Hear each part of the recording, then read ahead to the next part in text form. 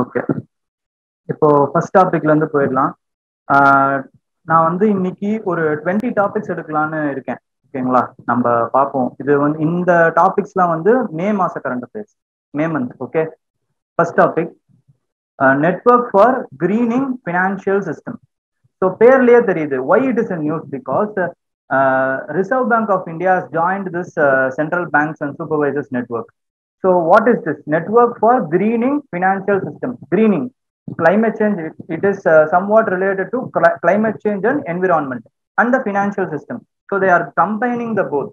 They are combining the efforts of climate change and environment to the financial risk management in financial sector. Okay, இதுதான் இந்த ரெண்டுத்தையும் வந்து combine பண்ற organisation தான் வந்து network for greening financial system. இதுல வந்து எல்லா சென்ட்ரல் பேங்கர்ஸும் இருப்பாங்க, நிறைய bankers. Reserve Bank of India வந்து மெம்பர் ஆயிருக்காங்க ரீசெண்டா. So that is in news. Because of this it is in news. So when it is launched, it is launched in Paris One Planet Summit. ஓகேங்களா, Paris one planet submit in 2017. Year ரொம்ப முக்கியம் இல்லை, இருந்தாலும் தெரிஞ்சு வச்சுக்கோங்க. Paris one planet submit அப்படின்னா என்ன, அது அடுத்து அது இம்பார்ட்டன்ட். பாரிஸ் அதே மாதிரி this network for greening is greening financial system is hosted by France. ஓகேங்களா, then Paris one planet summit is an international event. And the event focuses on biodiversity to protect the environment and make human health யும் பயோடைவர்சிட்டியும் ஒன்று சேர்க்குது. அந்த இடத்துல, அந்த international ஈவெண்ட்ல இந்த financial sector பத்தியும் அவங்க வந்து ஒரு ஆர்கனைசேஷன் தொடங்கியிருக்காங்க, நெட்வொர்க் ஃபார் கிரீனிங் அப்படின்ட்டு. ஓகேங்களா, then it was organised by United Nation, World Bank and France. அதனாலதான் அந்த கிரீனிங் சிஸ்டம், கிரீனிங் ஃபினான்ஷியல் நெட்வொர்க்குக்கு மறுபடியும் பிரான்ஸ்லயே ஹோஸ்ட் பண்றாங்க. ஓகேங்களா, ஸோ இதுதான் ஃபர்ஸ்ட் டாபிக். இது ஒரு இம்பார்ட்டன்டான டாபிக்ங்க, ஏன்னா வந்து நிறைய பொட்டன்ஷியல் கொஸ்டின்ஸ் இதுல இருக்கு. பாரிஸ் ஒன் பிளானட் சப்மிட் பற்றியே கேட்கலாம். அப்புறம் வந்து எதுல கேட்கலாம் அப்படின்னு பாத்தீங்கன்னா, இந்தியா இஸ் அ மெம்பரா கிரீனிங் ஃபினான்ஷியல் சிஸ்டம்ல அப்படின்னு கேட்கலாம். India is a member through RBI. ஓகேங்களா, அப்படி. தென் அதோட மோட்டிவ் என்ன அப்படிங்கிறத கேட்கலாம். ஓகேங்களா, மோட்டிவ் நம்ம ஈஸியா கண்டுபிடிச்சிடலாம், பிகாஸ் கிரீனிங் ஃபினான்ஷியல் சிஸ்டம்னு இருக்கு. So greening is based on climate change and environment, and financial system is financial risk management. ஓகேவா, இது ரெண்டுத்தையும் கம்பைன் பண்றோம். ஸோ இதுதான் ஃபர்ஸ்ட் டாபிக். தென் இந்த யார் ஆர்கனைஸ் பண்றா இதெல்லாமும் முக்கியம். ஒன் பிளானட் சப்மிட் ஆர்கனைஸ் பண்ணது United Nation, World Bank and France, இந்த மூணும். ஓகேங்களா, இது ரொம்ப இம்பார்ட்டண்டா தெரிஞ்சு வச்சுக்கோங்க. நோட்ஸ் எதுவும் எடுக்க வேணாம், நான் சொல்றதை மட்டும் கேளுங்க. ஓகேங்களா, ஏன்னா நான் உங்களுக்கு ஷேர் பண்ணிடுவேன். ப்ரிவிஷன்லயும் ஷேர் பண்ணிடுறேன், ப்ரிவிஷன் சேனல்லையும் ஷேர் பண்றேன், சாதிக் ஐஏஎஸ் அகாடமி சேனல்லையும் ஷேர் பண்ணிடுறேன். Okay, then second topic, Asian development bank. Why it is in news. ஏன் why it is in news நான் சொல்லிட்டே இருக்கேன்னா, ஏன்னா அதுதான் அந்த கரண்ட் ஈவெண்ட் என்ன ஆச்சு அப்படின்னு உங்களுக்கு தெரிஞ்சா நீங்க கனெக்ட் பண்ணிக்கிறதுக்கு ஈஸியா இருக்கும். பட் அதுல இருந்து கேள்வி வரப்போறது இல்லை, மேக்சிமம் வராது. பட் அதோட பேக்ரவுண்ட்ல இருந்து தான் வரும். ஸோ அதனாலதான் அந்த ஃபர்ஸ்ட் செகண்ட் தேர்ட் லேயர் நம்ம வந்து படிக்கிறோம். ஓகேங்களா, then why it is in news, because honourable finance minister Nirmala Sitharaman madam is the governor for Asia development bank for India. ஓகேங்களா, அவங்க ஒரு சப்மிட்ல பார்ட்டிசிபேட் பண்றாங்க, ஒரு செமினார்ல, in seminar called cooperation for resilient future. Okay, அதுக்காக தான் ஏடிபி வந்து இந்த நியூஸ்ல வந்தது. ஓகேங்களா, ஸோ இப்போ நம்ம ஏசியான் டெவலப்மெண்ட் பேங்க் பத்தி தெரிஞ்சுக்கலாம். What is Asian Development Bank? Its primary motto is to have a poverty-free Asia and Pacific region.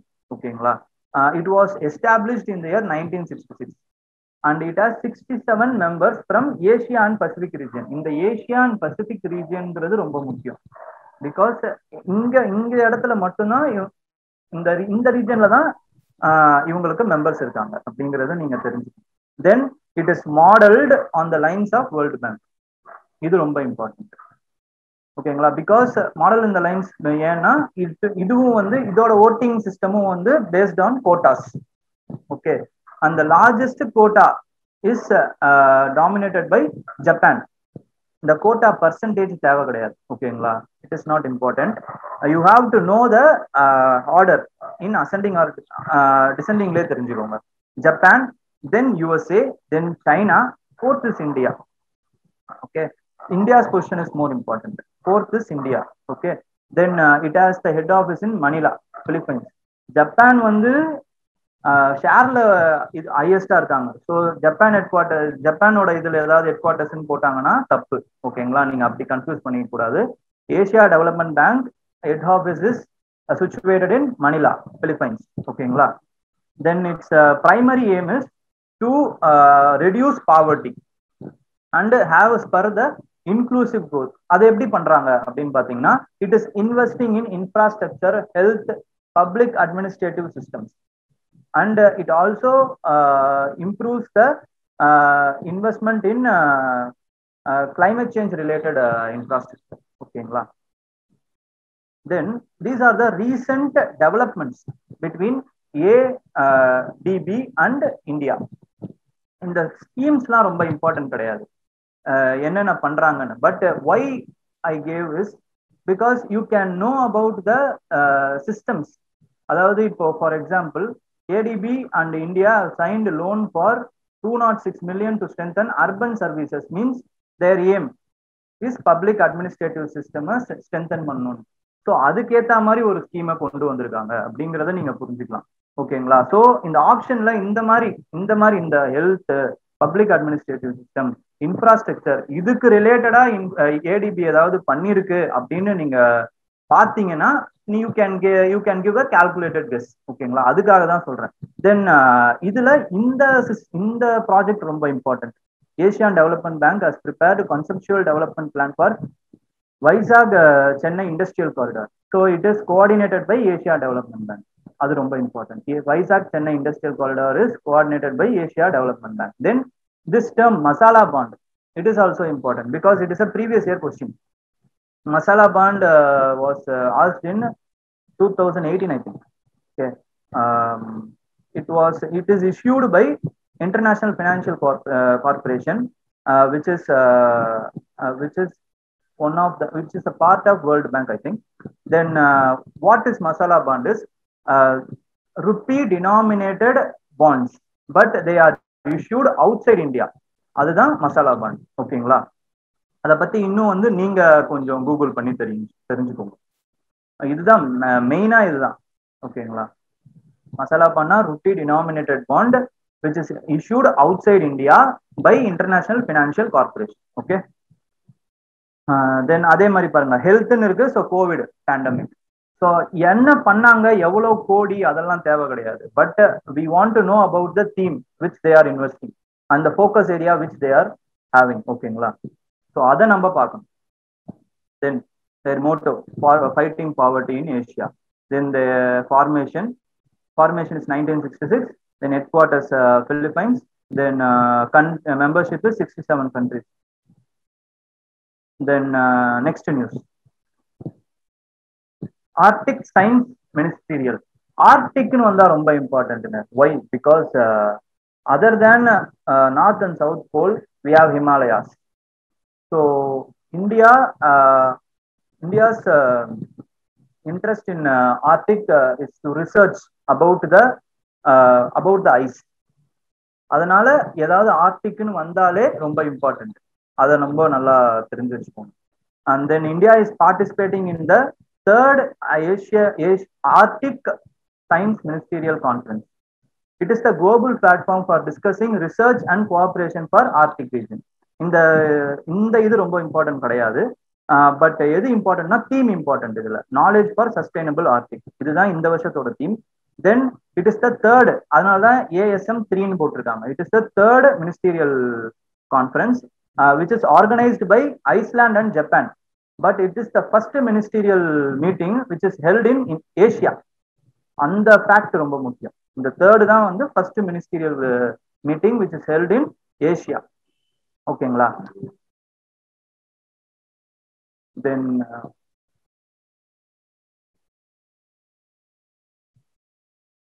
Arctic circle அப்படின்றது ரொம்ப இம்பார்ட்டன்ட். ஆர்டிக் ரீஜன்ல ஆர்டிக் சர்க்கிள் அப்படிங்கிறது ரொம்ப important. It was formed out Arctic council, sorry, Arctic council is more important.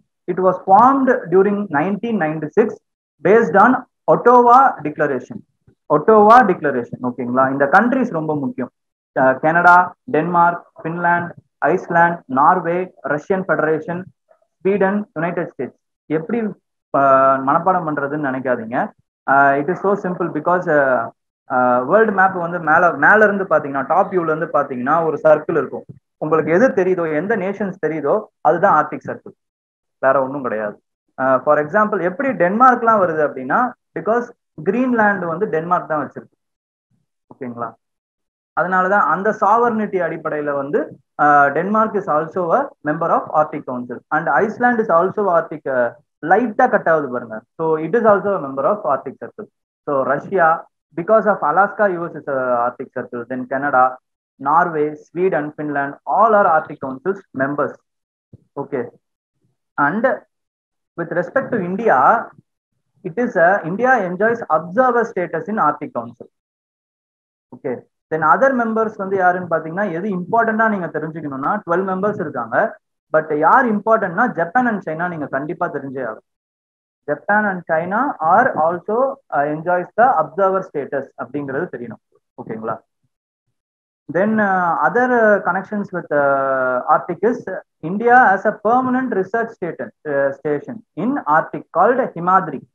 Himadriங்கிறது ரொம்ப important. Okay, Himadri station, இந்த பேர் ரொம்ப important. And the area which is situated is in Norway, Svalbard area, ஓகேங்களா, நார்வேல இருக்கு. Then other important news is India is also having an observatory called IND-ARC in Arctic at Forge, Kingsforden Forge. The Forge அப்படிங்கிறது ரொம்ப இம்பார்ட்டன்டான பேர் because it is a erosional landform created by glacier. Glacier erosionனால create ஆகுற landform, one of the landform தான் Forge, ஓகேங்களா. It is mainly situated in Canada and Norway, Sweden, இந்த மாதிரி ஸ்காண்டினேவியன் கண்ட்ரீஸ்ல இந்த Forge landform வந்து கிரியேட் ஆகும் because of glacial erosion. Okay. Then the main research in Arctic regions is in India is coordinated by யாருன்னு பாத்தீங்கன்னா National Center for Polar and Ocean Research, which is in Goa under the Ministry Earth Science. இந்த ministry ரொம்ப important. இதுல கோவா, இந்த centre கோவால இருக்கிறது அப்படிங்கிறது ஒரு இம்பார்ட்டன்ட். இதுதான் Arctic research it's coordinating the Arctic research is important. Then it comes under the ministry of earth science அப்படிங்கிறது ரொம்ப இம்பார்ட்டன்ட், ஓகேங்களா. ஸோ இதுதாங்க ஆர்டிக்குக்கும் இந்தியாவுக்கும் உள்ள connection. Arctic council which is created in 1996 by Ottawa Declaration. Then it has the observer, India enjoys the observer status in Arctic Council along with 12 other members. Okay, இதுதான் important. Then Himadri is a research station. IND-ARC is an observatory. Himadri is situated in Norway, Svalbard area. Then IND-ARC is situated in Kings Forge, ஓகேங்களா, Kingsforden Forge. Okay, அந்த Forge ரொம்ப important because it is a glacier erosion, glacier eroded landform. ஓகேவா. Then next topic is One Health approach. ஏற்கனவே சொல்லியிருக்கேன் உங்ககிட்ட, but ரொம்ப கொஞ்சம் டீடைல்டா பார்ப்போம். இதுல ரொம்ப பார்க்கறதுக்கு ஒன்றும் இல்லை. Then One Health approach is it's idea which is encouraged by WHO, ஓகேங்களா, World Health Organization, because it is acknowledged. The One Health approach is a acknowledgement of interconnectedness of three important multi-sectoral approach, which is animal, human and environment. இந்த மூணுத்துக்கும் ஒரே மாதிரி நம்ம treatment பண்ணணும். Because then only we can address the potential or existing risk originating from these interfaces. For example, antimicrobial resistance எடுத்துக்கோங்க, ஓகேங்களா. because we are treating them as separate entity, animals, humans and environment, antimicrobial resistance is increasing. எப்படி அப்படின்னு பாத்தீங்கன்னா, if you treat a animal with by giving antibody, for example colistin அப்படிங்கிறது ஒரு antibody இருக்குங்க, that is treated given to poultry industryல அதை போடுவாங்க. But it is the last line drug, ஓகேங்களா, for a bacteria. So அதுக்கு அந்த bacteria, if it raises antibiotic resistance, then we don't have any other drug to rely. ஓகேங்களா, அப்போ இந்த one health அப்ரோச்ல பாத்தீங்க அப்படின்னா இது எல்லாமே வந்து we have to inject an antibody which is commonly used for everything, every animals and human beings. Environment இதுல எப்படி வருது அப்படின்னு பாத்தீங்கன்னா, because of degradable waste which are disposed, அதுல என்விரான்மெண்ட்ல எக்ஸ்போஸ் ஆகி தென் தேர் ஆல்சோ இன் சாயில்ஸ், அப்புறம் ஏர், வாட்டர்ல the drugs, the bugs will catch up the antibiotic resistance. So அந்த டிஸ்போசலும் நம்ம வந்து ஒரே மாதிரி நம்ம வந்து இன்டகிரேட்டடா பண்ணணும். இது வந்து ஒரு எக்ஸாம்பிள், பட் இந்த மாதிரி நம்ம பண்ணணும் அப்படிங்கிறது தான் இந்த ஒன் ஹெல்த் அப்ரோச்சோடைய theme. It is it derives its blueprint at the agreement between tripartite plus alliance, which comprises FAO and World Organization for Animal Health. World Organization for Animal Health na என்னன்னு ஒரு வாட்டி check பண்ணிக்கோங்க, ஓகேங்களா. OIE அது வந்து என்ன, எங்க இருக்காங்க, அதோட ஹெட் குவார்ட்டர்ஸ் எது, தென் அதோட மெயின் மோட்டிவ் என்ன அப்படின்னு மட்டும் தெரிஞ்சுக்கோங்க போதும், வேற ஒன்றும் இல்லை. அதே மாதிரி FAO பத்தியும் தெரிஞ்சுக்கோங்க. ஓகே, தென் ரவாண்டா ஜினோசைட் பத்தி வந்துகிட்டே இருக்குங்க. ஜினோசைட் பத்தி வந்துகிட்டே இருக்கு. தென் வாட் டு சே, இன்னும் நிறைய அந்த கலெக்டிவ் கில்லிங்ஸ் பத்தி நிறைய வந்துகிட்டே இருக்கு இந்த வருஷம். So I am expecting a question from genocide. Okay, previous month பாத்தீங்க அப்படின்னா US president has apologised and recognized Armenian killing was a genocide, and that operation involved in that Armenians was Operation Nemesis. ஓகேங்களா, இங்க பாத்தீங்க அப்படின்னா France president has recognized that its country's role in Rwandan genocide. Okay, then that operation which French led in Rwanda was Operation Tarkus. Okay, they didn't commit any genocide, okay, but they could have saved many people, but they silently stayed away from this. Okay, so Rwanda பத்தி பார்ப்போம். Rwanda பாத்தீங்கன்னா it is a landlocked country which is situated in Central Africa. Okay, so landlocked Central Africa, sense அதான் இருக்கு, makes sense. Then its capital is கிகாலின்னு நிறைய வந்துகிட்டே இருக்குங்க. Kigali agreement, Kigali environment சம்பந்தமா நிறைய வந்துகிட்டே இருக்கும். ஸோ அதெல்லாம் வந்து இந்த கிகாலி இந்த பிளேஸ்ல தான் நடக்குது. ஓகேங்களா, தென் இந்த genocide is between Hutu and Tutsi. Hutus are the majority population and Tutsis are the minority population. Okay, Hutus committed genocide on Tutsis. இந்த ஜெனோசைட ஒரு படம் வந்து நல்லா போர்ட்ரே பண்ணியிருக்கோம். It's name is hotel Rwanda. Time இருந்தா பாருங்க. Okay, hotel Rwanda. Then Rwanda is the third largest troop contributed for peacekeeping in Africa. ஓகேங்களா, then India பத்தியும் ரவாண்டா பத்தியும் இருக்கிற ரிலேஷன்ஸ் நம்ம பார்ப்போம். Rwanda is officially opened its mission in New Delhi in 1999 open பண்ணிட்டாங்க. Then another important program by Rwanda is Grimka program. Grimka program is where a poorest will get a cow from its government. ஓகேங்களா, from its government a poorest will get a cow, and he will gift a first female calf to his neighbor to promote brotherhood. ஓகேங்களா, யாரோ கொஞ்சம் mute பண்ண முடியுமா? Thank you. Okay, அந்த program பேர் என்னன்னு பாத்தீங்கன்னா வந்து கிரீன்கா program.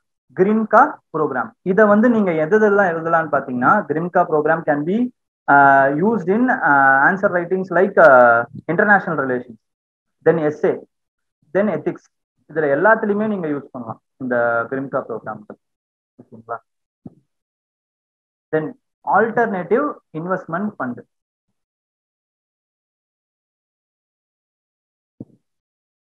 Then alternative investment fund பாத்தீங்க அப்படின்னா, what is this fund? It is according to SEBI's definition, SEBIயோட definition படி it is a privately pooled investment vehicle which is in order to collect from an individuals for a previously defined investment policy. Investment policy ஏற்கனவே நம்ம ப்ரீவியஸா define பண்ணியிருப்போம். For example, we want to invest in start up, we want to invest in டெப்ட் security அப்படின்னு invest பண்ணியிருப்போம். That investment பாலிசிக்கு நம்ம வந்து என்ன பண்றோம்னா, ஒரு பிரைவேட் இண்டிவிஜுவல்ஸ் பூல் பண்ணி they will invest in that programme. This is called alternate investment fund. ஓகேங்களா, this won't include any mutual funds other than mutual funds. அதனால தான் இது alternate investment fund. Okay, then they are categorized as 3 categories. First category of investment are invested in the which businesses have new and potential to grow. Businesses which are new and potential to grow. For example, startups and small medium enterprises, green projects like that. Okay, then category 2 la பாத்தீங்க அப்படின்னா, the funds which are invested in equity securities and debt securities. Okay, then category 3 la funds which give returns in short time of period. Short period la எந்த ஃபண்ட்லாம் வந்து return கொடுக்குமோ அந்த இதுல invest பண்றாங்க அப்படின்னா அதெல்லாம் கேட்டகரி 3 ல வரும்.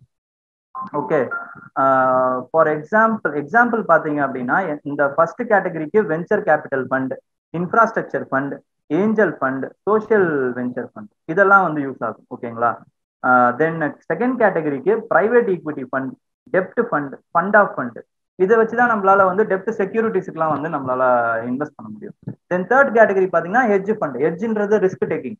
ஸோ ரிஸ்க் அதிகமா இருக்கும், பட் ரிட்டர்ன்ஸும் இன் ஷார்ட் டேர்ம்ல அதிகமா இருக்கும். அதனாலதான் ஹெட்ஜ் ஃபண்ட் அப்படின்னு சொல்றாங்க. ஓகேங்களா, பிரைவேட் இன்வெஸ்ட்மெண்ட் அதே மாதிரி பைப் ஃபண்டுன்னு சொல்லுவாங்க.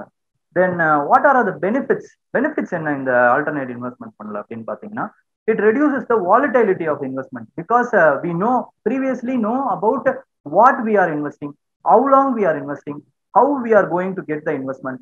இந்த மாதிரி எல்லாம் நம்மளுக்கு pre டிஃபைன்டா தெரிஞ்சிட்டதுனால we will reduce the volatility of the stock market. Then the diversification of market strategies will happen. How? Because we will pool the fund and we will diversely invest. The investors will diversely invest in the market. So அதனால the capital வந்து எப்படி ஆகும்னா spread ஆகும். The capital will spread equally and the diversification of market will happen. ஒரே இடத்துல funds concentrate ஆகாது. Then that is this above two will obviously improves the performance of the stock market. Okay, but the major drawback என்ன அப்படின்னு பாத்தீங்கன்னா, it requires high investment, huge investment. ஓகேங்களா, so it will sideline the small scale investors like retail or individual investors. நம்மள மாதிரி நான் சம்பளம் வாங்குறவங்களால வந்து அந்த மாதிரியான ஸ்கீம்ஸ்ல ஆல்டர்னேட்டிவ் இன்வெஸ்ட்மெண்ட் கேட்டகரியில இன்வெஸ்ட் பண்ண முடியாது. தென் it can be invested by highly qualified individuals or institutions, high profile individuals or qualified investment individual institutions சொல்லுவாங்க. அவங்களால மட்டும்தான் இன்வெஸ்ட் பண்ண முடியும். ஓகேங்களா, தென் ஆல்டர்னேட் இன்வெஸ்ட்மெண்ட் ஃபண்ட் ஒட்டியே ஒரு கரண்ட் அஃபேர்ஸ் வந்தது. அது என்ன அப்படின்னு பார்த்தீங்கன்னா சுவாமி fund. What is this means? It is launched by ministry of finance, minister by Nirmala Sitharaman madam. Okay, then what this fund about is to complete the construction of stalled RERA registered homes. RERA means what? Real Estate Regulating Authority. ஓகேங்களா? ரெரானா real estate regulating authority. ஓகேவா? அவங்க அவரோட அந்த அத்தாரிட்டியில register பண்ண ஸ்டால்டு housing ப்ராஜெக்ட்ஸை திருப்பி கொண்டு வரணும், complete பண்ணணும்ன்றதுக்காக கொண்டு வரப்பட்டது இந்த சுவாமி ஃபண்ட். ஓகேங்களா? Then it comes under ministry of finance, this fund. Then forex and it is categorised as category 2 fund, category 2 fund of alternate investment fund. Okay, 1 minute.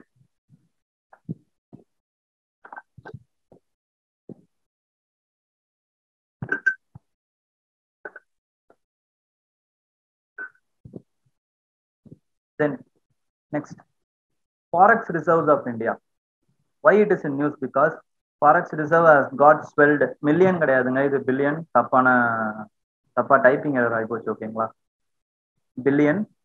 Forex reserves swelled from இப்போ 600 தாண்டி போயிடுச்சு. ஓகேங்களா? வந்து மேல எடுத்தப்போ 590 இருந்தது. Then what is the objective behind holding this much forex reserve? எதுக்காக நம்ம hold பண்ணோம் அப்படின்னு பாத்தீங்கன்னா, it gives a sense of security and it has a confidence, it gives the confidence in monetary policy of RBI. ஓகேங்களா? Then and it gives it helps to maintain the exchange rate. இப்போ exchange rate வந்து அதிகமாகுது அப்படின்னா it will the RBI will sell the forex currency. இப்போ கம்மியாகுது அப்படின்னு பாத்தீங்கன்னா they will swap the forex currency from the market. Okay, then அதே மாதிரி provide capacity to intervene in support of national and union currency. Union கரன்சிக்கு ஒரு pledge மாதிரி, இது பெக் மாதிரி. இதை வச்சு நம்ம யூனியன் கரன்சி அடிக்கலாம், ஒரு சப்போர்ட் மாதிரி இது. ஓகேங்களா? சப்போர்ட் மெக்கானிசம் மாதிரி. Then it also limits the external vulnerability like 1991 crisis. ஓகேங்களா? இம்போர்ட் எக்ஸ்போர்ட் பண்றதுக்கு ஒரு கிரைசிஸ் சுச்சுவேஷன் உருவாகாம இருக்கிறதுக்காக we are holding forex reserves. Forex reserves include என்னென்னலாம் இருக்கு அப்படின்னு பாத்தீங்கன்னா, foreign currency assets which are invested through stock market like FDI, FII, and then through trade, tourism, import export, இந்த மாதிரி வர கரன்சிஸை கண்டெயின் பண்ணியிருக்கோம். அது சில கரன்சிஸ் இருக்கும். For example US dollar will be dominated, then it will be followed by Japan, then US pound, sterling, euro, இந்த மாதிரி நிறைய கரன்சிஸ் இருக்கும். ஓகேங்களா? But all will be given in the domination of US dollars. US dollars வேல்யூல தான் சொல்லுவாங்க. இவ்வளோ currencies டைவர்சிஃபைடா இருந்தாலுமே யூஎஸ் கரன்சி வேல்யூல தான் சொல்லுவாங்க. ஓகேங்களா? Then we have gold, then special drawing rights, then reserve tranche position in IMF. இது நாலும் சேர்ந்தது தான் ஃபாரெக்ஸ் ரிசர்வ். இந்தியாவோட ஃபாரெக்ஸ் ரிசர்வ் அப்படிங்கிறது இந்த நாலும் சேர்ந்தது தான். Okay, then next topic, NPCI refuses to ban cryptocurrency trade. So what is NPCI? NPCI என்ன அப்படின்னு பாத்தீங்கன்னா, it is a umbrella body for operation of retail payment of India. ரீட்டைலுங்கிற வார்த்தை தான் ரொம்ப இம்பார்ட்டன்ட். அதுல retail payment of India, BHIM, UPI, இது எல்லாமே இதுக்கு கீழே தான் வரும், இந்த NPCI கீழே தான் வரும். ஓகேங்களா? Then it is the organization which was established by Reserve Bank of India and Bankers Association. Okay, then it comes under the act called Payment and Settlement System Act 2007. இதுதான் ரொம்ப இம்பார்ட்டன்ட். தென் crypto currency பத்தி என்ன தெரியணும் அப்படின்னு பாத்தீங்கன்னா, it is a digital currency which is formed by code. ஒண்ணுமே இல்லாது. ஒரு கிரிப்டோ கரன்சி அப்படிங்கிறது என்னன்னா டிஜிட்டல் கோடு. டிஜிட்டல் கோடை ஒரு டிஜிட்டல் கரன்சியா மாத்தி வச்சிருப்பாங்க. அந்த digital currencies are varied according to its position. For example, நம்ம போன வாட்டி பார்த்தோம், போன கிளாஸ்ல பார்த்தோம், ஒரு வாட்டி பார்த்துப்போம். Digital Chinese digital currency called digital renminbi was released by China, which is backed by its central government. Okay, then another important currency is Libra. Libra's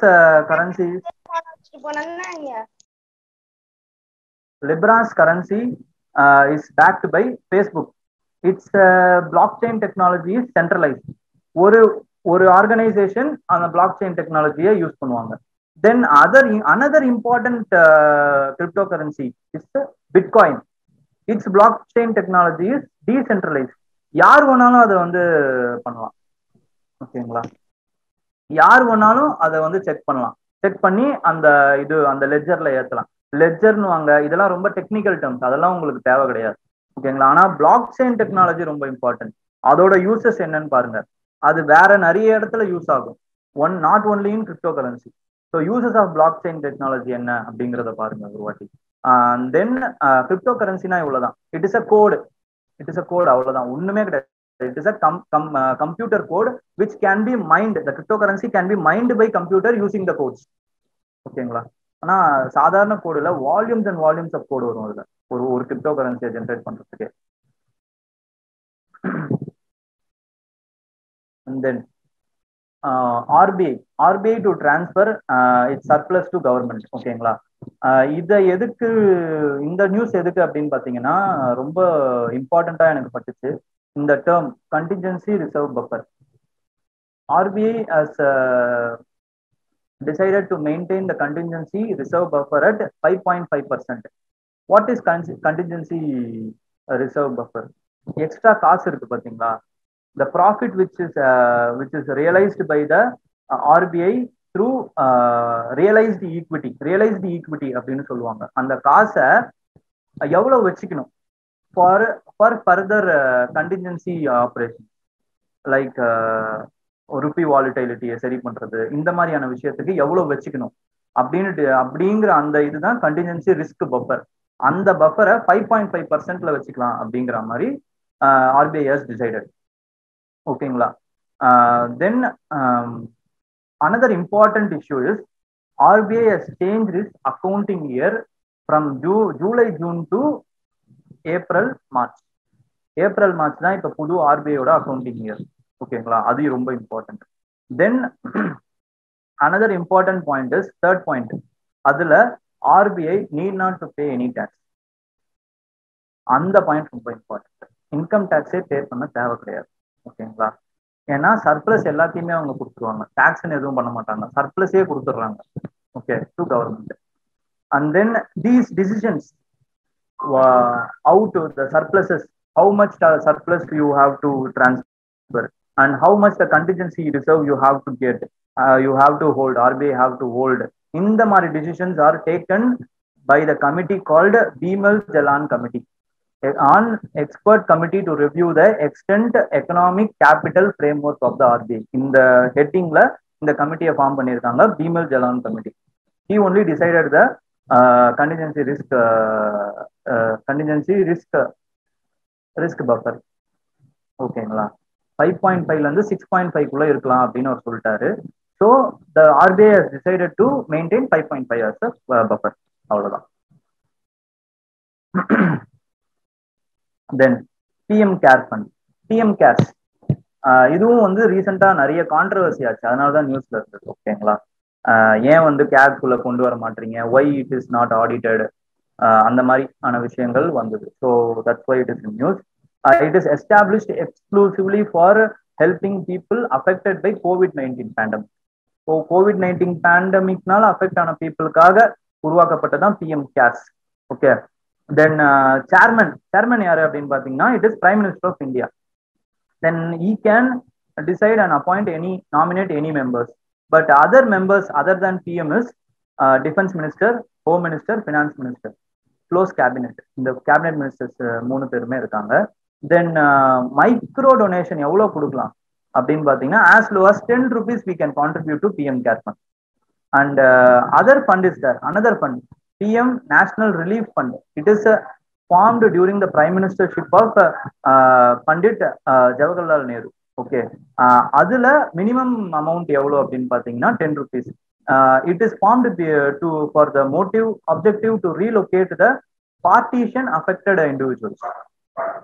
ஓகேங்களா, பார்ட்டிஷன்ல யார் யார் பாதிக்கப்பட்டாங்களோ அவங்களுக்கு ஒரு நிவாரணமா இருக்கணும் அப்படிங்கிறதுக்காக PM national relief fund was created that time. Okay, and இந்த PM care is exclusively used. Exclusive, இந்த வேர்ட் ரொம்ப முக்கியம். This word exclusively used for COVID-19 purpose. Okay, then it can receive donations from public sector undertakings and consist of individual and organization contribution, but it won't get any budgetary support. In the point ரொம்ப முக்கியம், it won't get any budgetary support. PM care won't get any budgetary support and it won't be audited by CAT. ஓகேங்களா, அதுவும் ரொம்ப important, அதனாலதான் நியூஸ்லேயே வந்து. Then sovereign gold bond scheme. Sovereign gold bond scheme aim என்ன அப்படின்னு பாத்தீங்கன்னா, to reduce the demand of physical gold. கோல்டை இன்வெஸ்ட்மெண்ட் ப்ராப்பர்ட்டியா சில பேர் பார்ப்பாங்க. Some individuals look gold as a investment. So for them, you don't have to buy a gold, physical gold. You can invest in a bond which is pegged with the price of the gold. நம்ம வந்து கோல்டை வந்து போட்டுக்க போறது கிடையாது, அந்த மாதிரி individuals கட்டியா தான் வாங்கி வச்சிருப்பாங்க. ஃபார் தெம் அந்த இம்போர்ட்டை வந்து ரெஸ்ட்ரிக்ட் பண்ணலாம், அவங்களுக்கு இந்த மாதிரியான இன்வெஸ்ட்மெண்ட் யூஸ் ஆகும் அப்படிங்கிறதுக்காக கொண்டு வரப்பட்ட ஸ்கீம் தான் சாவரின் கோல்டு பாண்ட் ஸ்கீம். ஓகேங்களா, and the ministry involve in this scheme was ministry of finance. அவங்க தான் வந்து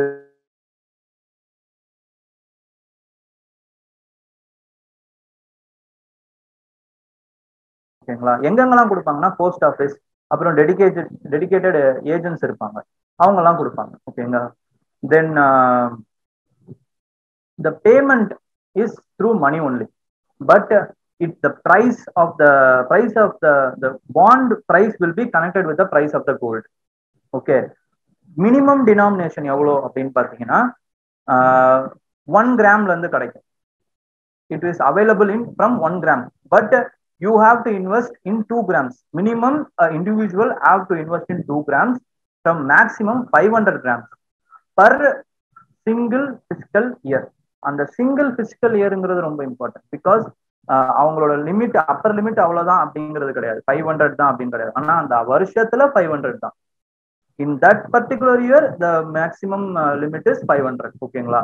தென் அடுத்து பாத்தீங்க அப்படின்னா it is taxable.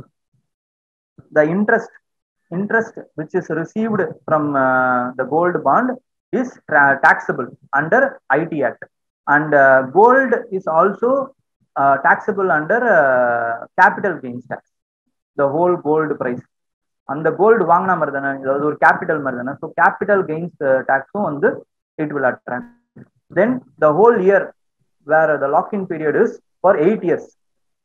8 yearsல the gold bond will get matured, and premature exit is by 5 years. After 5 years we can exit. ஓகேங்களா, இதுதான் இதோட full scheme, gold bond scheme. And then ricochet impact அப்படின்னு ஒரு டேர்ம் வந்தது. அது யார் சொன்னாங்க அப்படின்னு பாத்தீங்கன்னா, IMF warns about ricochet impact on uneven global recovery. So what is ricochet impact? அது தெரிஞ்சா போதும், வேற எதுவுமே தெரியாத இதுல. ஓகேங்களா. Ricochet effect is defined as a reflection of our willingness to show up to help others, for which results in negative circumstances for ourselves. ஓகேங்களா, வழி அனுப்ப போய் வழி அனுப்ப வந்தவன் அந்த மாதிரி ஆயிடும், அப்புறம் வேற ஒன்றும் கிடையாது. அதாவது வந்து ரிகோச்சட் எஃபெக்ட் அப்படிங்கிறது reflection of our willingness to help. ஒரு நம்மளுக்கு நம்ம யாருக்குன்னா ஹெல்ப் பண்ண போய் நம்மளுக்கு கஷ்டம் வர்றது, அதுதான் ரிகோச்சட் எஃபெக்ட். ஓகேங்களா. இது எதுக்கு சொன்னாரு அப்படின்னா, developed countries which are helping developing countries will also will be affected by pandemic அப்படிங்கிறதுக்காக IMF வந்து வார்ன் பண்ணாரு. ஓகேங்களா, ரிகோச்சட் எஃபெக்ட்னால. Then Antarctic gives to A76 iceberg. புது ஐஸ்பர்க் வந்து வந்திருக்கு. It was captured by European space agency Copernicus. ஓகேங்களா. It got separated broke away from Ronne ice shelf. Iceberg அப்படிங்கிறது வேற, ஐஸ் ஷெல்ஃப் அப்படிங்கிறது வேற. It is a ice sheet. The ice shelf is the ice sheet which is connected with land mass. ஓகேங்களா. அது பிரிஞ்சுது அப்படின்னா iceberg ஆயிடும். Ice ஷெல்ஃப்ங்கிறது வேற, iceberg அப்படிங்கிறது வேற. ஓகே. அண்ட் இட் இஸ் இந்த iceberg is A76 is floating freely on Weddell sea. Weddell sea is situated in Antarctica. ஓகேங்களா. வெடல் சி அப்படிங்கிற ஒரு sea, it is situated in Antarctica. The A76 is the largest iceberg which is discovered recently by Copernicus mission of European Space Agency. அது வந்து எங்க float ஆகுதுன்னா வெடல் சீல float ஆகுது. Okay. Then if iceberg melts, will it give rise to sea level rise? No, it won't, because it is already floating. அதனால வந்து sea level raisல அது எந்த ஒரு பார்ட்டும் வகிக்காது. But if ice is situated in lands like glacier or ice sheets, it gets melted, it will give rise to global sea level rise. ஓகேங்களா. ரெண்டுத்துக்கும் உள்ள வித்தியாசத்தை புரிஞ்சுக்கோங்க. ஐஸ்பர்க் மெல்ட் ஆனா sea level ரைஸ் ஆகாது. Glacier and ice sheets which is situated in land, if it melts, then they will give rise to global sea level. Okay. Then next, high levels of mercury found in rivers linked to Greenland ice shield. But to all of our surprise, it is not because of anthropogenic reason. Humans ஆல கிடையாது. ஓகேங்களா. But it is because of glacier erosion. The glaciers which are eroded, which is eroding the mercury rich rock bed. Mercury rich rock bed வந்து erode பண்றதால the mercuries are found in Greenland ice sheet. ஓகேங்களா. இந்த mercury, ஏன்னா pollution அப்படிங்கிற அந்த topic ரொம்ப important. அதனாலதான் mercury பத்தி இப்ப நம்ம பாக்குறோம். மெர்குரி பாய்சனிங், மினிமாட்டா டிசீஸ், இந்த மாதிரியான விஷயங்கள்லாம் நம்ம இப்ப மெர்குரி சம்பந்தமா பார்க்க வேற ஒன்றும் கிடையாது. Mercury is a toxic. Mercury has toxic effect on nerves, then digestive and immune system, then kidney, lung, எதுல எல்லாமே பாதிப்பு. ஓகேங்களா. மெர்குரியால பாதிப்பு இல்லாதது எதுவும் கிடையாது. தென் மினமாட்டா டிசீஸ் அப்படின்னா என்னன்னா, it is a disorder caused by methyl mercury poisoning. It was first discovered in Japan, Minamata bay. அதனாலதான் மினமாட்டா டிசீஸ்னே வச்சுட்டாங்க. ஓகேங்களா. Then India ratified Minamata convention. Minamata டிசீஸை வந்து நம்ம வந்து தடுக்கணும் அப்படிங்கிறதுக்காக உருவாக்கப்பட்டது Minamata convention. Then the Minamata convention is ratified by India. இந்த வேர்டு ரொம்ப இம்பார்ட்டன்ட். இந்தியா சம்பந்தப்பட்ட எதுவா இருந்தாலும் இம்பார்ட்டன்ட்டுங்க. ஓகேங்களா. இந்தியா ராட்டிஃபை பண்ணியிருக்கா பண்ணலையா, இந்தியா மெம்பரா இருக்கா இல்லையா, இவ்வளவுதான் கேட்க போறாங்க. ஆனா அது ரொம்ப important. Okay. So Minamata convention is related to mercury. ஓகேங்களா. அதே மாதிரி தான் நிறைய மினமாட்டா டிசீஸ் மெர்குரின்னு வரும். தென் இட்டாயிட்டாய் வந்து காட்மியம் டிசீஸ் நினைக்கிறேன். தென் ப்ளூ பேபி சிண்ட்ரோம் நைட்ரேட்னால வரும். ஸோ இந்த மாதிரி பொல்யூஷன் ரிலேட்டட் டிசீஸ் அதை அப்படி பார்த்துக்கோங்க. ஓகேங்களா. அது ரொம்ப இம்பார்ட்டன்ட்.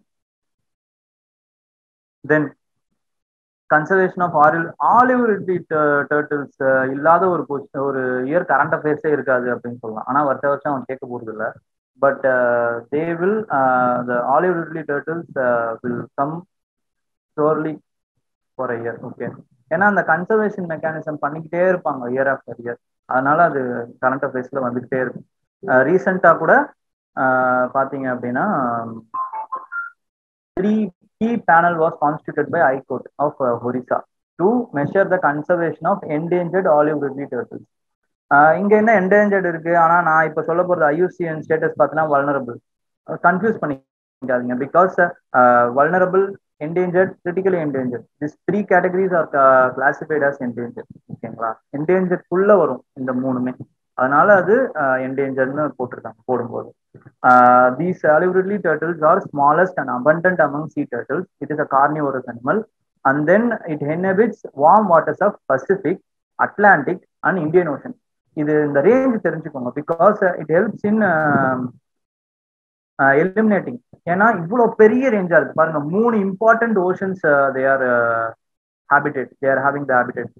பெசிபிக்ல இருக்காங்க, அட்லாண்டிக்ல இருக்காங்க, இந்தியன் ஓஷன்ல இருக்காங்க. So they will be obviously vulnerable.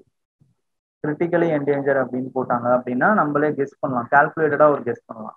Maximum என்டேஞ்சர்டா இருப்பாங்களே தவிர வேற, ஏன்னா ரேஞ்ச் பெருசு, ரேஞ்ச் பெருசு அப்படிங்கிறதுனால வல்னரபிள் தான். ஓகேங்களா? Then it is added in appendix 1 cities.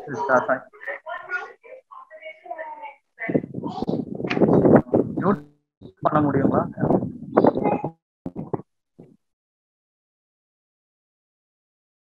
Thank you. Then appendix 1 in 6 sites. Then schedule 1. Schedule 1 வந்துகிட்டே இருக்கும். ஸோ அது ஒரு வாட்டி பார்த்துருங்க. Okay. Schedule 1 in Wildlife Protection Act 1972. Then it involves in a unique mass nesting mechanism called Aribada. Aribada means what? Thousands and thousands of female turtles will come and together they will nest in a particular site. That phenomena is called as Aribada nesting tip. Okay. Then it is protected in 3 areas in Orissa. They are Bhitarkanika National Park, Wildlife Sanctuary, and Gahirmada. Okay. Then what is the threat for them? They are poached because of its meat, shell, and leather, and then their eggs. And accidental killings also through entanglement will also happen. Okay. There are 5 marine turtles situated in India. They are olive ridley, green turtle, hawksbill, loggerhead, and leatherback. Okay. இதோடைய IUCN status மட்டும் தெரிஞ்சுக்கணும், வேற ஒன்றும் தேவை. ஏன்னா இந்தியாவில் இருக்கானுங்க இவனுங்கெல்லாம், அதனாலதான். அண்ட் தென் எக்ஸப்ட் லாகரெட், அந்த ரிமைனிங் 4 ஸ்பீசிஸ் வில் நெஸ்டும் பண்ணுது இந்தியாவில். Loggerhead will be is situated in India. அதை மட்டும் தெரிஞ்சுக்கணும், வேற ஒன்றும். இதெல்லாம் அவங்களுடைய போட்டோஸ் ஷேர் பண்றேன், அப்புறம் பாருங்க. நெக்ஸ்ட் போலாம், ஏன்னா டைம் இல்லை, இன்னும் ஒரு 10 மினிட்ஸ்ல முடிப்போம். Then Hallop gibbon. Why it is in news? Because study recently by Center for Cellular and Molecular Biology, which is situated in Hyderabad. இது ஒரு இம்பார்ட்டன்டான விஷயம். Center for Cellular Molecular Biology is situated in Hyderabad அப்படிங்கிறது அது ஒரு films fact. ஓகேங்களா? ஏற்கனவே ஒன்று பார்த்தோம், கோவால ஒன்று இருக்கு அப்படிங்கிறத பார்த்தோம். இப்போ சென்டர் ஃபார் செல்லுலார் மைக்ரோபயாலஜி அப்படிங்கிறது ஹைதராபாத்ல இருக்கு அப்படிங்கிறத இப்போ பார்க்குறோம். ஓகேங்களா? இதுவும் ஒரு பிலிம் ஃபேக்ட் தான், இந்த மாதிரியும் தெரிஞ்சு வச்சுக்கோங்க. Okay. said that India has only Western Hallop gibbon. Western Hallop gibbon மட்டும்தான் இந்தியாவில் இருக்கு அப்படின்னு ஒரு ரிசர்ச் பண்ணியிருக்காங்க. Hallop gibbon ஏன் இம்பார்ட்டன்ட் இந்தியாவை பொறுத்த வரைக்கும் அப்படின்னு பார்த்தீங்கன்னா, it is the only app species which is present in India. Okay, and it is distributed along the northeastern states, and its IUCN status is endangered. India வெறும் கிபாங் அப்படின்னு கேட்டாங்க அப்படின்னா கரெக்டா, India Hoolock gibbons are present in India அப்படின்னா correct. ஓகேங்களா? Eastern Hoolock gibbon is present in India அப்படின்னு சொன்னா மட்டும்தான் அந்த ஸ்டேட்மெண்ட் தப்பு. ஓகேங்களா? வெறும் ஹலோப் கிபாங் இஸ் பிரசன்ட் இன் இந்தியாவா அப்படின்னு கேட்டாங்கன்னா இந்தியாவில் present, then the statement is correct. ரொம்ப போட்டு கன்ஃபியூஸ் பண்ணிக்காதீங்க. ஓகே, சிம்பிளான ஸ்டேட்மெண்ட்டை சிம்பிளா பாருங்க. Then the next topic, Parker solar probe. Okay, Parker solar ப்ரூஃப்னா என்ன அப்படின்னா, its mission. What is its mission? Central mission, its aim is to trace how energy and heat moves through the sun's corona and to study the source of solar wind. Solar wind அப்படின்னா என்னன்னா, outpouring of hot gases from sun's corona. ஓகேங்களா? அதுதான் solar wind அப்படின்னு சொல்லுவாங்க. Why we have to study the solar wind is because it damages. It is the random event which occurs randomly and it damages the satellite. அதே மாதிரி இன்னொரு விஷயம் நம்ம damages சேட்டலைட்னு பார்த்தோம், எதுன்னு பார்த்தீங்கன்னா ஸ்பேஸ் ஜங்க். அது அந்த ஸ்பேஸ் ஜங்கோட மிஷன்ஸ்லாம் பார்த்தீங்கன்னா Nethra, which is space situation awareness center which is situated in Bangalore, and NEO-1 அது வந்து அதே மாதிரி சைனா வந்து இது பண்றான். NEO-1 சைனா வந்து லான்ச் பண்ணியிருக்கான். It is a robot and it also watches the celestial body and it also clears the space junk. ஓகேவா? எலக்ட்ரோஸ்டாட்டிக் எக்ஸ்பல்ஷன் மெத்தட் மூலமா ஸ்பேஸ் ஜங்கை கிளியர் பண்ணுது. இங்க பாத்தீங்க அப்படின்னா to study the solar window. அவ்வளவுதான். Solar window சேட்டலைட்டை வந்து spoil பண்ணுது. அதனால நம்ம solar window we are going to study. And what is solar wind is, it is a outpouring of gas from corona. Corona என்ன அப்படின்னு பாத்தீங்கன்னா, it is the outermost layer of the sun. Okay, photosphere, chromosphere, then corona. Okay, இந்த ஒரு ஆச்சரியமான fact என்ன அப்படின்னு பாத்தீங்கன்னா, interesting fact about corona is the outer space of the sun is more hotter than inner layers. இந்த இந்த phenomena, why it is so hot outside, அதை கண்டுபிடிக்க தான் இந்த பார்க்கர் சோலார் ப்ரோப். ஓகேங்களா? It's mission is only that. Okay, then the Parker Solar Probe is a part of NASA's Living with a Star program. Okay, மற்றபடி இதுல வேற எதுவும் தெரிஞ்சுக்கணும். அந்த லிவிங் வித் ஸ்டார் ப்ரோக்ராம்ங்கிறது it wants to explore the different aspects of sun earth system. ஓகேங்களா? And then the Parker solar probe is the closest human made object has ever gone to sun. Okay, இது ரொம்ப இம்பார்ட்டண்டான facts with relating to Parker solar probe. நாசாவோட mission அது ரொம்ப important, அதை விட்டுறாதீங்க. Okay, then அதே மாதிரி இந்தியாவுக்கு ஒன்று இருக்கு. என்ன அப்படின்னு பாத்தீங்கன்னா, ஆதித்யா லக்ராஞ்சியன் L1 அப்படின்னு சொல்லுவாங்க, லக்ராஞ்சியன் பாயிண்ட் அப்படின்னு சொல்லுவாங்க. அப்படின்னா என்னன்னா, the Lagrangian points are where the place which all the effects of the celestial bodies will equals itself. So அங்க வந்து ஜீரோல இருக்கும். ஸோ அதனால நிறைய இடைஞ்சல்கள் இருக்காது. அதுதான் அந்த பாயிண்ட்ஸ் சொல்லுவாங்க, அந்த லக்ராஞ்சியன் பாயிண்ட்ஸ் அப்படின்னு சொல்லுவாங்க. ஓகேங்களா? ஆதித்யா வந்து L1 பாயிண்ட்ல தான் பண்ண போறாங்கன்னு நினைக்கிறேன். அது ஒரு வாட்டி செக் பண்ணிக்கோங்க. And then zero shadow day. Zero shadow day அப்படிங்கிறது ரீசெண்டா ஒடிசால விட்னஸ் ஆச்சு. அது ஒரு கரண்ட் அஃபேர்ஸ்ல வந்து. But it is a rare phenomena. It will occur only in some region. ஆனா அடிக்கடி நடக்கும். அடிக்கடினா போன வருஷம் குஜராத்தில் நடந்துச்சு. இந்த வாட்டி வந்து ஒடிசால நடக்குது. ஓகேங்களா? வடிவேல் சொல்ற மாதிரி ஆயிடுச்சு. குஜராத்தில் கூட இப்படி ஒரு சம்பவம் நடந்துச்சு. Okay. Then Odisha has witnessed zero shadow day. Okay, what is this celestial phenomena where no shadow of an object or a being is observed? Okay, because of the high point occurrence of sun. The sun which travels between the region tropic of Cancer and Capricorn will, if it attains its highest peak, then no shadow day will occur. அந்த ரீஜன்ல occur ஆச்சு அப்படின்னா, எந்த ரீஜன்ல occur ஆகுதோ, and then it will occur in twice a year. அந்த மாதிரி no shadow day will occur in twice a year. அந்த ஒரு வாட்டி வந்து ஒரிசால நடக்கும். இவ்வளவுதான். ஓகேங்களா? and why it is happening? Because of the tilt of earth's axis. tilting நாலதான் we face seasons. tilt ஆகி revolution ஆவறதுனாலதான் we are facing summer and winter season. and another tilting effect is because of no shadow day-வும் வருது அப்படின்றது நீங்க தெரிஞ்சு போதும். இது போதும். Okay, then scheduled drugs. Why it is in news? Because Bombay High Court has asked center to include remdesivir in the list of scheduled drugs. So what is scheduled drugs பத்தி பார்ப்போம். scheduled X and scheduled H1 drugs ன்னு ரெண்டு இருக்குங்க. Okay, the scheduled X drug should have 3 prescribed copies from doctor, patient and chemist. And it can be sold only by a chemist who have a special license of scheduled X drug.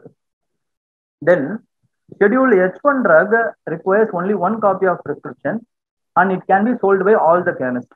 So இதுதான் இதோட difference. இந்த ரெண்டு difference. Because difference between அப்படின்னு சொல்லலாம், கேட்கலாம், question கேட்கலாம்.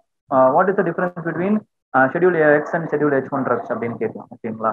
These pricing policies all regulated by the Drugs and Cosmetic Rules 1945. This rule set up under the Act Drugs and Cosmetic Act 1940. These drugs and cosmetic rules comes under the Ministry Health and Family Affairs. இந்த ministry ரொம்ப important. ஓகேங்களா, நான் இதுல add பண்ணல, அது வேணா ஒரு வாட்டி எழுதிக்கோங்க. ஓகே, உங்களோட நோட்ஸ்ல. And it these price these இந்த ரூலை வச்சுதான் the scheduled drugs are giving the guidelines for storage, sale, display, prescription. Storage, sale, price கிடையாது, டிஸ்பிளே. ப்ரைஸ் எதுல பண்றாங்க அப்படின்னு பாத்தீங்கன்னா நேஷனல் பார்மசூட்டிக்கல் பிரைசிங் அத்தாரிட்டின்னு ஒருத்தவங்க இருக்காங்க. They will come under ministry of fertiliser. சரிங்களா, அவங்க பிரைஸ் பண்ணுவாங்க. பட் இந்த மினிஸ்ட்ரி ஆஃப் ஹெல்த் என்ன பண்றாங்க அப்படின்னு பாத்தீங்கன்னா ஸ்டோரேஜ் பண்றாங்க, சேல் பண்றாங்க, display, prescription and fix the rate. Notification வந்து this act will fix the rates of essential drugs. Essential drugs fix பண்றாங்க ரேட். ஓகேவா, இதுக்குள்ள நீங்க விலை வைங்க அப்படின்னு ஒரு ரேட் ஃபிக்ஸ் பண்ணுவாங்க. But pricing will be decided by National Pharmaceutical Pricing Authority, which comes under Ministry of Fertilizer. இது Ministry of Family and Health and Family Affairs. Then last topic, 400th birth anniversary of Guru Tegh Bahadur. Okay, ஏன் வந்தது அப்படின்னு பாத்தீங்கன்னா நியூஸ்ல Sri account பாத் அப்படின்னு ஒரு park, அகண்ட park, வேற ஒன்றும் இல்லைன்னு நினைக்கிறேன் ஆக்சுவலா. அந்த பார்க்கை இனாகிரேட் பண்ணியிருக்காங்க குருத்வாரா குரு கி மஹால் அப்படிங்கிற இடத்துல. This is the place where the 9th Guru Tegh Bahadur was born. ஓகேங்களா, அவருடைய 400th ஆனிவர்சரிக்காக இதை வந்து கொஞ்சம் புதுப்பிச்சிருக்காங்க, வேற ஒண்ணு. அதனாலதான் இந்த நியூஸ்ல வந்து he was the son of the 6th Guru of Hargobind. Okay, Guru Hargobind. And Tegh Bahadur was called as protector of humanity அப்படின்னு அவங்களுக்குள்ள கூப்பிட்டுருக்காங்க. Okay, then he started community water wells and langars. Langars அப்படின்னா கம்யூனிட்டி கிச்சன் அப்படின்னா நிறைய பேர் ஸ்டார்ட் பண்ணியிருக்காங்க, இவரும் ஸ்டார்ட் பண்ணியிருக்காரு, அவ்வளவுதான். ஆனா கம்யூனிட்டி வாட்டர் வெல் இவர் தான் ஃபர்ஸ்ட் ஸ்டார்ட் பண்ணாருன்னு நினைக்கிறேன், எனக்கு தெரியல. Okay, is preachings also been added to Guru Granth Sahib, which is the current guru, Sikh guru for every Sikh. Okay, and he was executed, beheaded by the Mughal emperor Aurangzeb's instruction. Okay, அவரு beheaded பண்ண பிளேஸ்ல ஒரு குருத்வாரா இருக்கு, அது வந்து சிஸ்கஞ்ச் சாஹிப். இதெல்லாம் ரொம்ப தேவையில்லைங்க, இவ்வளோலாம் தேவையில்லை. ஓகேங்களா, இதெல்லாம் ரொம்ப இம்பார்ட்டன்ட் கிடையாது. பட் 9th குரு இவரு அப்படிங்கிறது மட்டும் பார்த்துக்கோங்க. And he was succeeded by his son Guru Gobind Singh. he only founded Khalsa Panth organisation, ஒரு சிக்க மிலிட்ரி ஆர்கனைசேஷனா மாத்தினது குரு கோவிந்த் சிங் தான். அதே மாதிரி he only announced that after him Guru Granth Sahib will be the guru for all the Sikhs அப்படின்னு சொன்னது அவருதான். ஓகேங்களா, ஓகே, எல்லாம் முடிஞ்சிருச்சு. இவர் தான் குரு தேஜ் பகதூர் போல பார்த்துக்கோங்க. தென் ஏதாவது டவுட் இருந்தா கேட்கலாம். Session over.